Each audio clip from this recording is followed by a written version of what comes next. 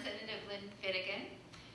Lynn has represented the 32nd District, Lower Pearl Ridge, Aiea, Halava, Hickam, Pearl Harbor, Wanalua Gardens since 2002. Hard to believe. It feels like she's been there forever, and yet it seems like just yesterday she got elected. So we're also proud of Lynn to have her there representing us. She was selected as the minority leader of the House Republicans Caucus in 2005, and she maintains that position.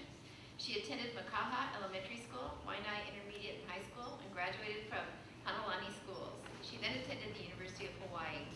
She served as a Voyager Public Charter School board member, the governor's representative on the Education Commission of the state, and is the ranking Republican member on the Education and Higher Education Committees in the State House.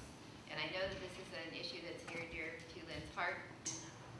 My interest in education has always been, at the time that I was running for office, was because my daughter, we were trying to decide where we're going to send her to school, whether we were going to work more to send her to a private school, whether we were going to go and send her to our local public school. And what we ended up doing was we ended up sending her to a brand new startup charter school. And it was our choice to be able to, send her to this particular school. It's Voyager Charter School, which is around the corner here in Kaka'ako. And that actually was the beginning of my serving in that capacity in regards to education. A little time after that, I decided that I was going to run for office, and it was mainly because I saw what I thought was a good arm of education done differently, and was seeing the struggles that the charter schools were going through.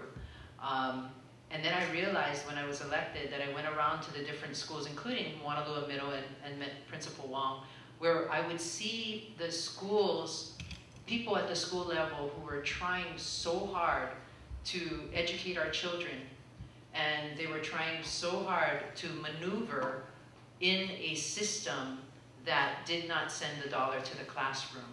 And it was very difficult for me to understand why we had what I looked at as a good amount of money for education, but those dollars weren't going to the classroom.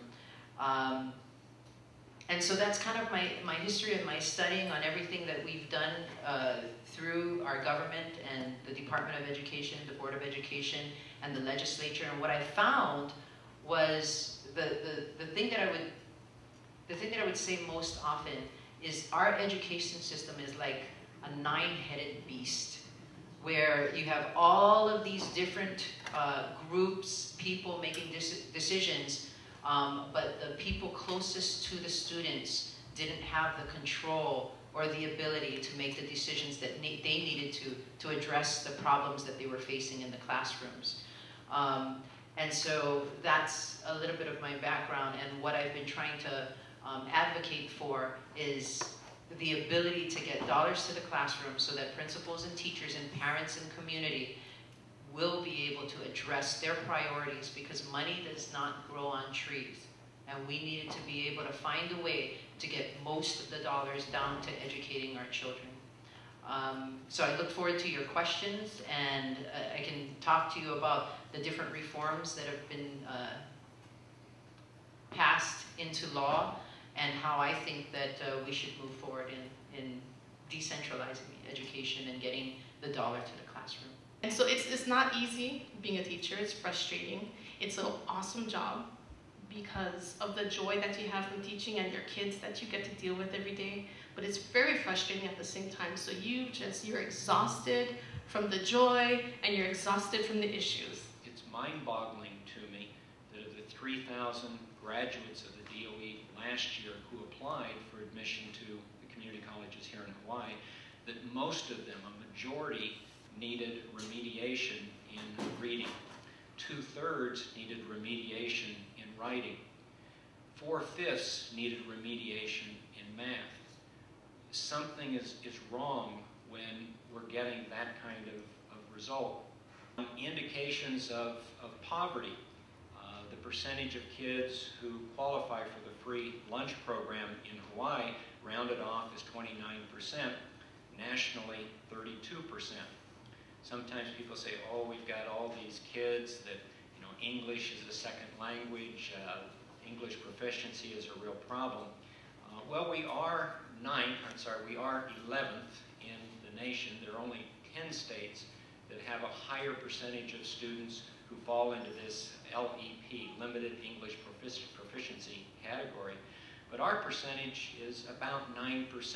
States higher that you can hardly point to that or to the number of kids, percentage of kids on the free lunch program, or the percentage of kids in special education.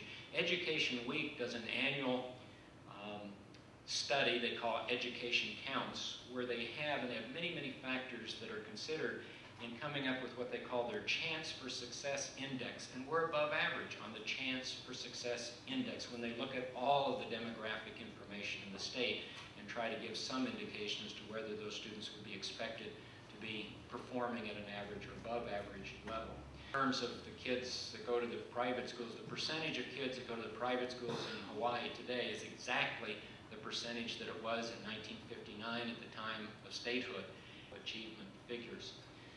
In terms of what's wrong, some people say, well, money, you got to spend more money. We obviously aren't spending enough money.